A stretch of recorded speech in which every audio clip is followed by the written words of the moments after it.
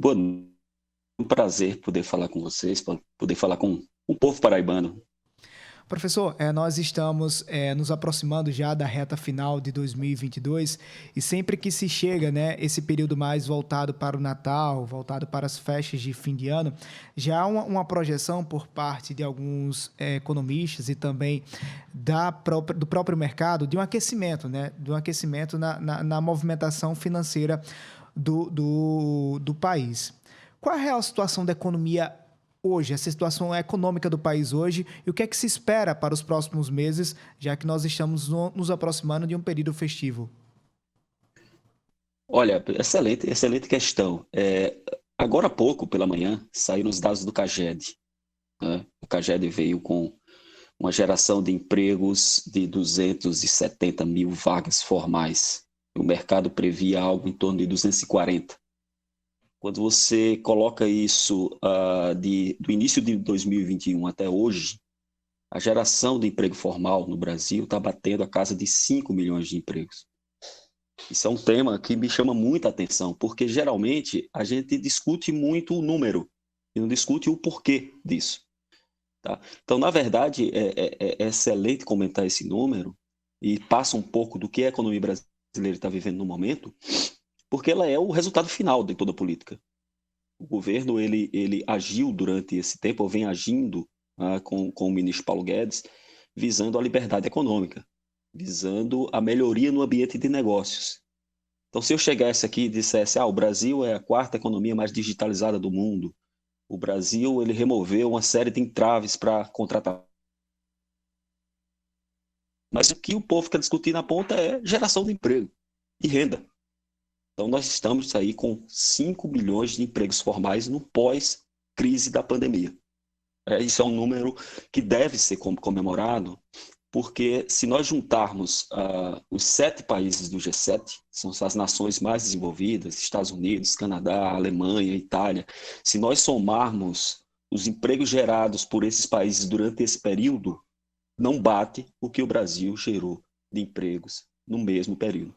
Então, realmente é algo que chama a atenção. E o IPEA fez até um estudo voltado para isso, para discutir o porquê. Né? É muito interessante dizer o número para você, mas o porquê? Por que é que se gerou esse emprego? Né? E, basicamente, a nossa conclusão é que são a soma de fatores que se iniciaram lá na reforma trabalhista, em 2017, e que, a partir de 2019, também houve uma série de modificações em questões voltadas a normas regularizadoras, crédito para pequenas empresas. Então, a gente está falando de um ambiente muito dinâmico da economia, e o resultado final é esse, quase 5 milhões de empregos gerados. Só esse ano a gente está falando de, até setembro, de 2,1 milhões de empregos Ô, formais. professor, apesar desses dados que o senhor apresenta aí de geração de emprego, a classe política, principalmente, sempre coloca em tema, em discussão, no debate, afirmando que o Brasil vivencia uma crise econômica muito grave. E se você, por exemplo, se o senhor conhece João Pessoa, se é daqui da Paraíba, se o senhor circular aí, ali no semáforo que fica na Avenida Rio Carneiro, o Epitácio Pessoa, outros semáforos, é possível e é visível que a gente vai encontrar lá pessoas pedindo alimento, pedindo emprego, pedindo renda, ou seja, pessoas que não têm condição mínima de viver. O senhor acha que isso também é um reflexo da crise? O que é que precisa se fazer para poder atender e fazer com que esses números dessas pessoas que estão em situação grave econômica não cresçam ainda mais? Vamos lá. Vamos pensar em um número. O Brasil tem, hoje, pela estimativa do IBGE, 214 milhões de pessoas. Tá? Essa é a população total do Brasil. As pessoas ocupadas estão batendo, agora com esse novo resultado do CAGED, a casa de 102 milhões de pessoas ocupadas, você que tem alguma renda, algum salário, seja no setor formal, seja empreendedores individuais, sejam informais. Então, daqui a pouco eu falo da informalidade, é algo que a gente tem que pensar um pouco sobre ela. Os dados do Auxílio Brasil falam de uma cobertura na casa de 65 milhões de pessoas. Se você desconta crianças, se você desconta aposentados, que são 23 milhões de aposentados, se você desconta as pessoas que estão no BPC. Então, o Brasil, na verdade, ele está numa dinâmica muito interessante de crescimento econômico. Eu vi também hoje, né, salvo engano, não vou dizer um portal nacional, falando que o Ministério da Cidadania cadastrou mais de 10 milhões de pessoas. Isso é um número absurdo. Tal. Na verdade, o que se descobriu com o Covid foi justamente essas pessoas que eram invisíveis. Elas eram invisíveis.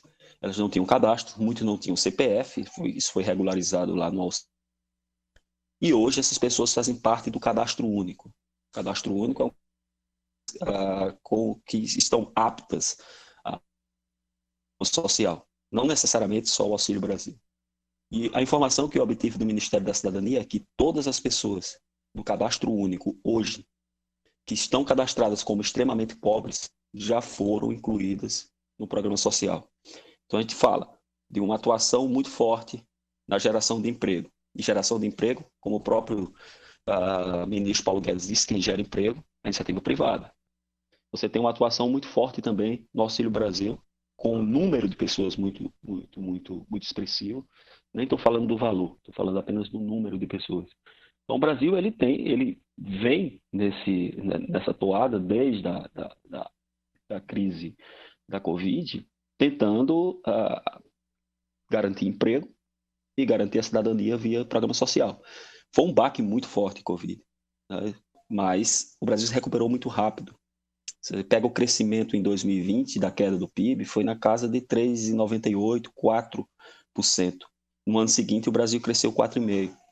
Esse ano vai crescer 3% ou acima de 3%. Então, não se pode negar de que a iniciativa pró-mercado, redução de imposto, foi uma iniciativa correta. Tá? Outros países estão sofrendo muito mais com isso. Mas a gente não pode tirar a pandemia do contexto. Tá? Às vezes, no discurso político, eu acho que é até natural, cada um joga com suas armas, né? No discurso político, as pessoas parecem que esqueceram que tem uma pandemia. Então, quando falam de crescimento do Brasil, o Brasil, se pegar os últimos 4 anos, o crescimento foi muito baixo. Ele teve uma pandemia no meio, né? Então, sempre que se faz uma análise, você tem que fazer uma análise relativa de você contra você mesmo e de você com o resto do mundo.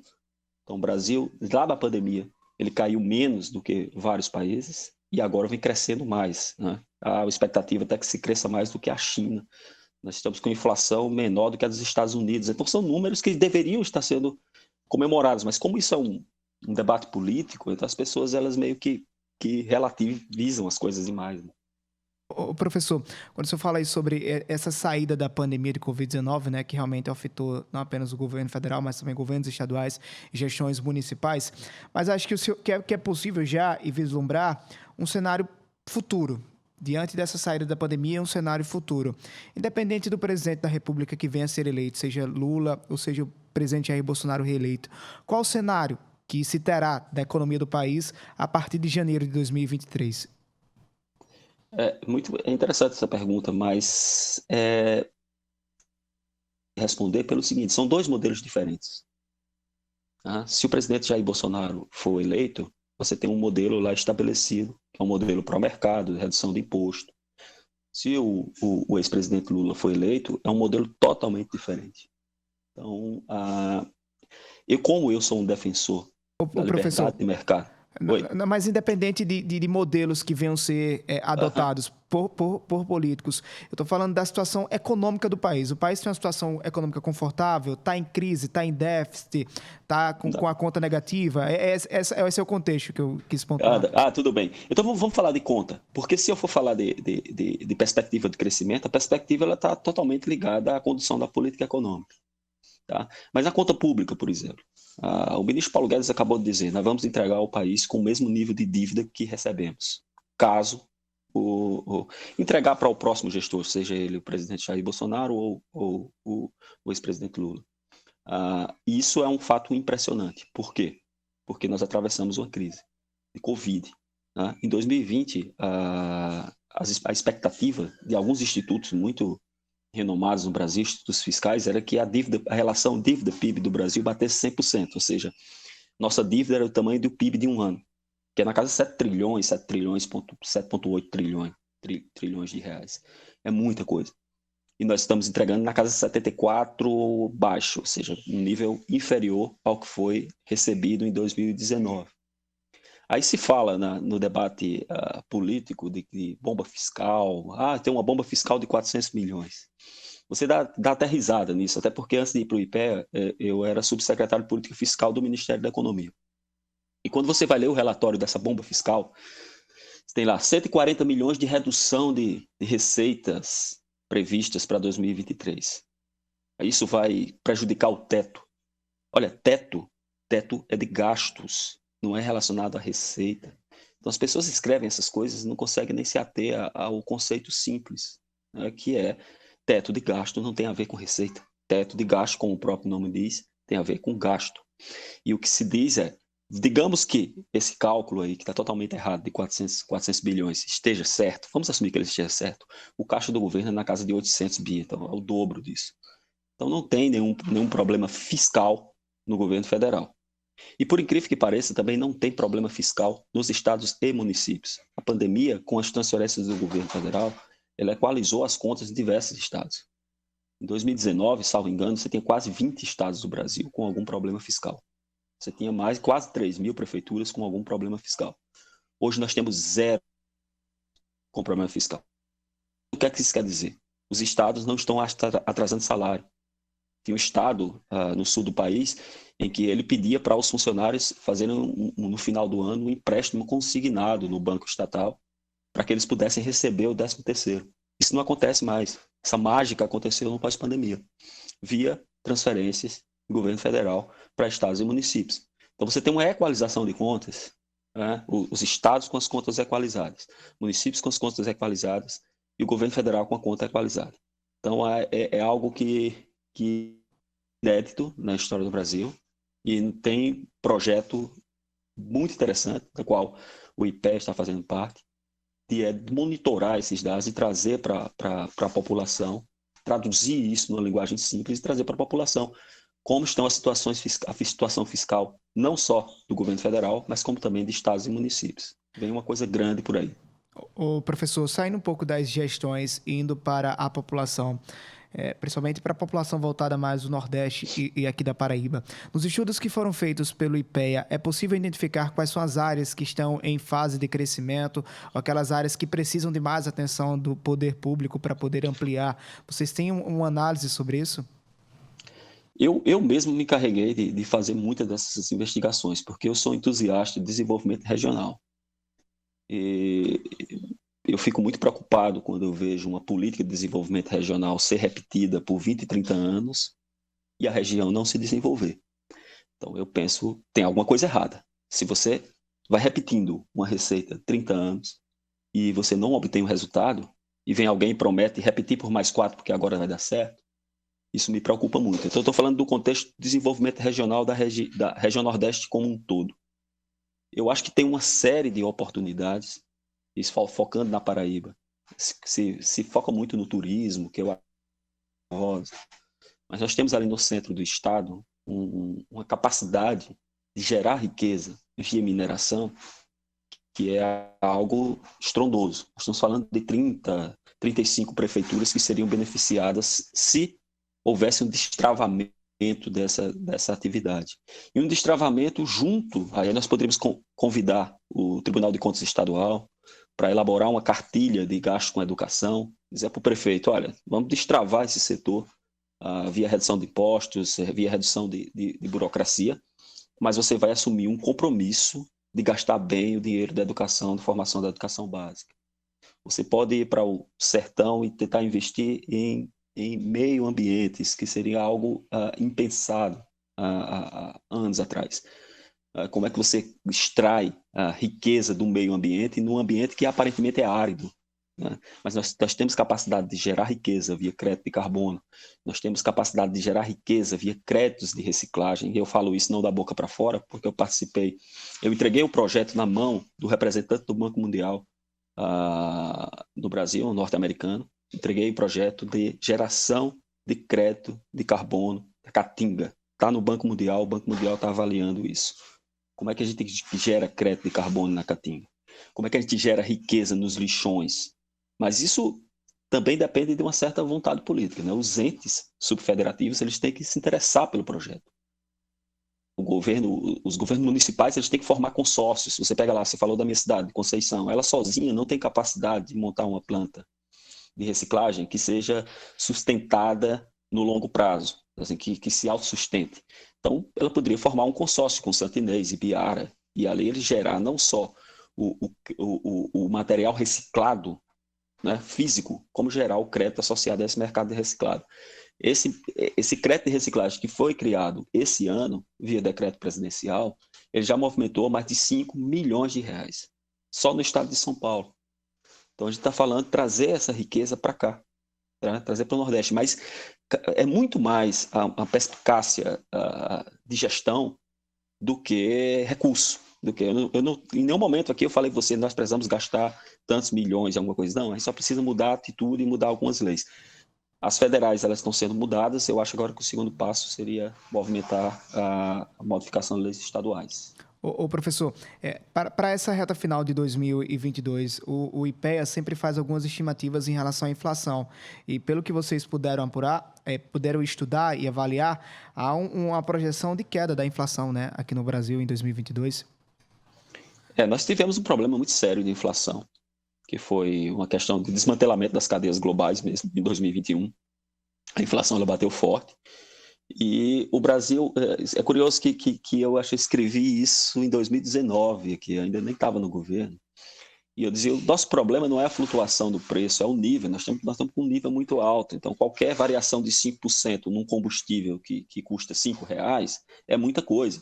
Se o combustível ele custasse R$2, essa variação de 5% a gente não ia sentir tanto, né? Então a gente tinha um problema de nível.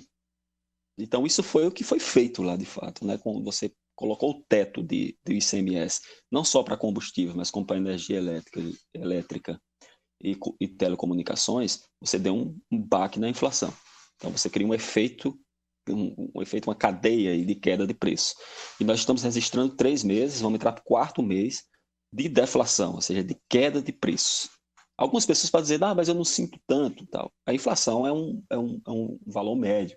Eu posso sentir mais a inflação do que você, depende da minha cesta de consumo. Se os bens da minha cesta de consumo, eles de fato foram mais ou menos afetados por uma política, você pode sentir mais ou menos o efeito da inflação. Mas nós estamos 4 meses seguidos de queda de deflação. Acho que também isso nunca foi registrado nem na época do Plano Real. Então a inflação que estava lá na casa de batendo 10%, a gente já está prevendo que vai fechar o fim do ano na casa de 6%. Que seria uma inflação menor, pasmem, do que a dos Estados Unidos. Isso nunca aconteceu também na história. Os Estados Unidos sempre foi reconhecido por baixa inflação e a gente nunca conseguiu bater os Estados Unidos em termos de a gente está batendo. São menor do que a dos Estados Unidos, um crescimento maior do que a China. Então, se nós não estivéssemos nesse cenário poluído, eu costumo dizer que um dos papéis do IPEA é justamente separar o que é ruído, de sinal de ruído, né? A gente tem muito ruído e a informação não chega da forma correta. Esse número é concreto, não estou fazendo interpretação, fazendo previsão. É um número concreto, ele está aí. A gente vai ter esse resultado, ponto. Então, o que se espera até o final do ano é mais geração de emprego, mais crescimento e menos inflação. Essa é a ideia. Por quê? Porque as bases foram plantadas lá na pandemia. Né? Na época da pandemia, quando o ministro Guedes reuniu e disse, nós vamos combater a pandemia de uma forma diferente. No lugar da gente inflar o Estado e gastar de forma irresponsável, nós vamos ser responsáveis no gasto e nós vamos colher os frutos lá na frente. Teve um período ali de muita oscilação, um período muito crítico ali em 2021, mas a gente sabia que no final o resultado ia aparecer e acabou aparecendo. Professor, essa deflação que o senhor pontua aí, ela não pode futuramente, não seja no futuro mais distante ou próximo, trazer problemas de que os preços voltem a subir de forma repentina, que pega as pessoas de surpresa? Por exemplo, tem muita gente com receio que quando se passar esse período mais eleitoral, a gasolina volte a subir, a gasolina vai ficar mais cara como é que era antigamente. Isso pode acontecer? Isso está na projeção de acontecer? Não, porque a queda dos impostos, então, tipo assim, a queda do preço da gasolina, que é atribuída ao teto do ICMS, que em muitos estados estava 31%, 32%, foi baixado para 18%, essa queda ela é permanente. Isso é uma PEC. Tá? Isso foi um desenho ali feito e discutido com o Congresso, ou seja, com a sociedade, que o Congresso é a sociedade, e isso é uma PEC, isso é permanente. Então, não existe isso de passou a eleição, vai subir. Tá? Você tem oscilação, de fato, do preço dos combustíveis internacionais, mas eles nunca oscilaram de tirar a gasolina de 3 para 8, para batendo 9, 10 reais. Era isso que estava acontecendo em alguns estados. A gasolina estava chegando a 9 reais, de 9 alto, quase 10 reais. E hoje você tem ali o preço da gasolina flutuando aí em 5. Eu cheguei há poucos dias na Paraíba e quando eu venho sem carro, então eu não nem fiz minha pesquisa individual nos postos para ver qual o preço médio. Mas lá em Brasília está na casa de R$ 4,96, R$ 4,80, quando oscila um pouco vai para 5. Então, isso aí é sustentável. Isso não é uma manobra de contenção de preços artificial. Isso não, porque isso é uma PEC, isso foi votado, isso é sério. As pessoas brincam muito com coisas sérias. Isso é um assunto sério. Mas Você não sobre outros pode... produtos, professor? No caso da sexta, se nós continuarmos nessa pegada de redução de imposto, redução de custos, de digitalização, porque tudo, como eu disse para você, todos esses fatores eles convergem para um ponto, que é a dinâmica econômica, que a gente vê via PIB e a gente vê via emprego. Né? Não tem nenhum risco, e não sou eu que estou falando, você pegar as projeções do Boletim Focus do Banco Central, que ele pergunta ao mercado qual a projeção da inflação para esse ano e para o ano seguinte, e para 3 anos seguintes, na verdade, a queda da expectativa de inflação, ela caiu não só para esse ano, como caiu para o ano seguinte também. Nós vamos ter também, como diz o ministro Guedes, nós estamos crescendo com o freio de mão puxado, né? Porque você está com a inflação na casa de 6% e a taxa de juros na casa de 13,5%, do Banco Central. O Banco Central está mantendo essa taxa de juros alta. Então, no ano que vem, a tendência é que dada essa diferença entre a inflação e a taxa de juros, essa taxa de juros do Banco Central, e ele já vem sinalizando isso, caia.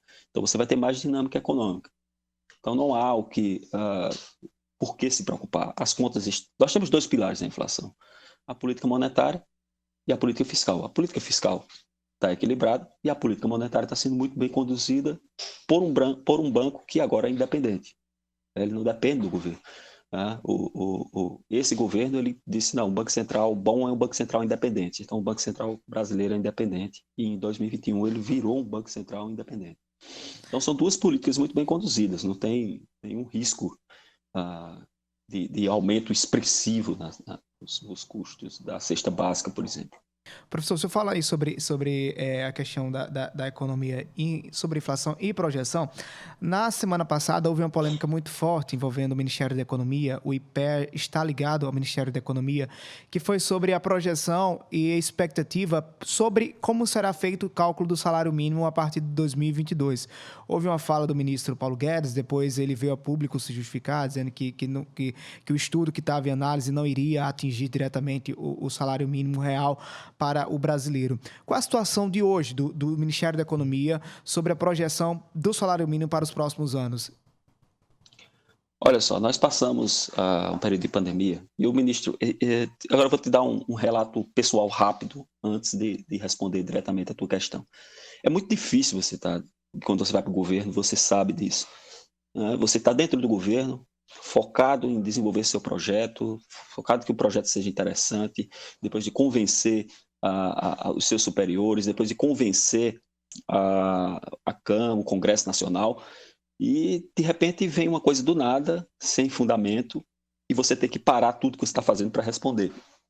E foi isso, isso tem sido frequente durante essa eleição. O ministro Paulo Guedes tem que parar a agenda dele para falar de coisas que de fato não tem fundamento algum. O reajuste da inflação, do salário mínimo, foi dado inclusive no ano da pandemia, de 2020.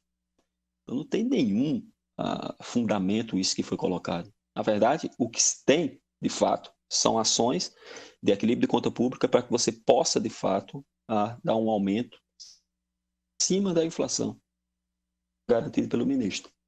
Então, o ministro é a autoridade máxima do ministério. Né? Eu não poderia chegar aqui e dizer o contrário, porque quem manda no ministério é ele. Nem para o bem, nem para o mal.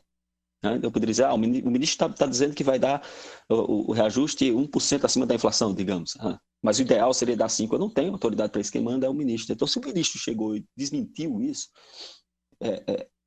isso é o fato concreto. Nós, lá dentro do Ministério da Economia, você tem N estudos, N avaliações, muitos são atribuições constitucionais, você tem que fazer as avaliações. A avaliação de política pública é algo agora constitucional, então você tem que fazer as avaliações periódicas. São solicitações do TCU, por exemplo. E às vezes alguém pega uma avaliação isolada de uma secretaria menor, de uma secretaria pequena, e vaza isso para a imprensa e coloca isso como política ministerial. Mas a política ministerial está clara. O que se foi prometido, dada a responsabilidade fiscal durante esse período, foi aumento real do salário mínimo e reajuste para os funcionalismos públicos, para o funcionalismo público, né, que eles estão sem reajuste, eu também, que eu sou funcionário público, estamos sem reajuste desde 2020. Essa foi a cota de sacrifício do funcionalismo público, que agora, para o ano que vem, foi prometido um reajuste. Professor Eric Alencar, presidente do IPEA, paraibano de Conceição, que nos escuta agora pela Conceição FM. Muito obrigado pela conversa aqui na Hora H, na Rede Mais, no Portal Mais PB. Boa noite para o senhor. Eu que agradeço. Boa noite a todos os paraibanos. Grande abraço.